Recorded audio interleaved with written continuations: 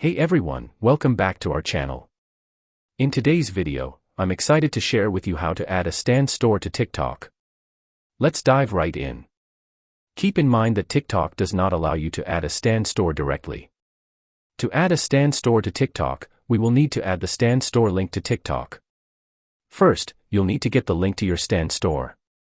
Then, open the TikTok app on your mobile device and log into your account. Make sure you have a business account.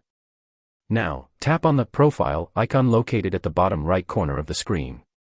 On your profile page, tap on the Edit Profile button.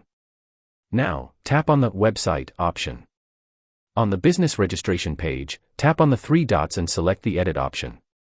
Now, scroll down to the Website section and paste the Stand Store link. Tap the Next button and then tap the Next button again. Next, verify your phone number and then tap the Submit button to proceed. And that's it. If you found this video helpful, don't forget to like and subscribe to our channel for more tutorials. Thanks for watching.